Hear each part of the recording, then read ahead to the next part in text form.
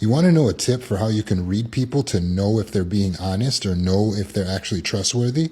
You got to look in their eyes. When you look into the eyes of a person, you can actually tell what they're thinking. For instance, if they start blinking a lot, then that blinking shows that they're lying. But if their eyes don't blink very much, or haven't started increasing in their blinking, then they're steady and their emotions might be steady, so they might be calm.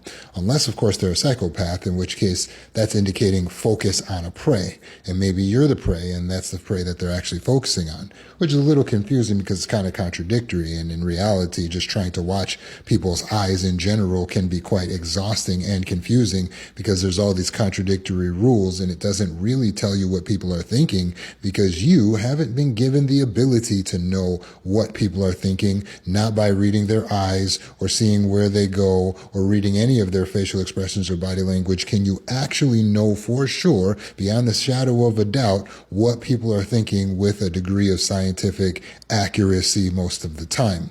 So how can you keep yourself safe? Because the reality is you're being hypervigilant because you don't actually know how to remain safe in a relationship, how to keep from being lied to and cheated on and being conned. So what really will keep you safe? The answer is relationship skills and self-regulation skills. If you know how to regulate your own emotions, if you know how to validate yourself and soothe yourself, you're already staying safer in relationships because you're not looking to the other person to keep you safe, so you can stop hyperanalyzing their facial expressions. But you need to know relationship skills like the skills of negotiation, how to negotiate for what you need to get your needs and your wants met, to advocate for yourself. You need to know the skills of assertiveness, your ability to tell the truth about how you're really feeling, and how to be highly boundaried. If you have good boundaries, that can keep you safe in the relationship. And you may think, well, yeah, but if someone's lying, how is that really going to keep us safe? Well, let me show you.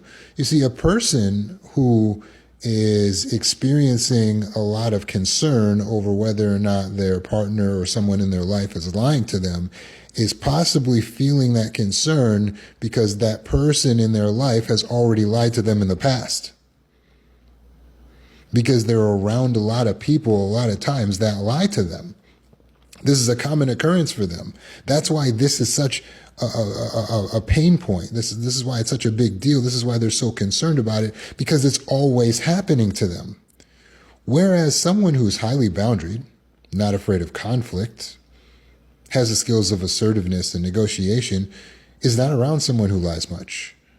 Because in the very beginning, when that person first does something incongruent, first gets exposed for lying, first gets exposed for doing something dishonest or for cheating, the person has already cut them out. That's being well boundaried. To have boundaries, you have to have the ability to walk away. That's enforcing your boundary. Because that person, that healthy person, walks away from unhealthy people, they're not hyper concerned that someone in their life is lying to them, because they've already eliminated the liars from their life.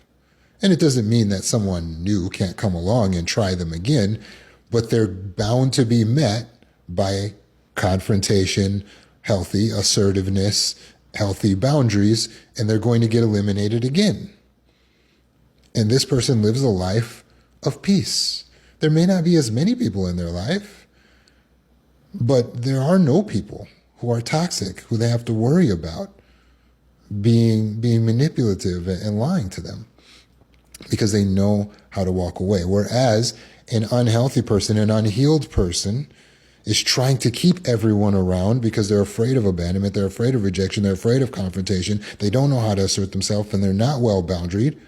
And as a result, they have a bunch of liars around them. They have a bunch of narcissists around them, a bunch of con men and manipulators around them, a bunch of users and abusers around them. And you're wondering why they're so worried about, maybe if I could just learn how to read people's minds, and then I would be able to see their eyeballs. And if it goes to the left, then that means they're lying. And that's why you're trying to read minds. That's cognitive distortion. You were not given that gift of reading people's minds. You hear people say, I can read people so well. No, you can't. No, you can't. If you could read people so well, you wouldn't have had the relationship history you've had so far. Yeah, those of us who can actually read people well don't rely on it because we know that something like that is unreliable. But the way that we've actually gotten good at reading people well is by eliminating toxic people quickly, which leads us into more of a numbers game where we meet more people, which means we meet both good and bad, so we see more patterns. You don't have that ability because you're keeping the same people around you. You're not learning to read people at all. You're still trying to figure out if this one person around you is lying, and you already know that they've proven themselves to be a liar. You should have walked away from them years ago. So, it's not too late. If you got toxic people in your life, eliminate them. Don't wait. Don't wait. Eliminate them. As soon as you recognize that for you, they might not be congruent, they might not meet your standards, they've shown disrespect for your boundaries, let them go. And if you want to learn to actually read people well, first learn self-regulation and relationship skills. That's taught in my book and in Healing School, healingcourse.org.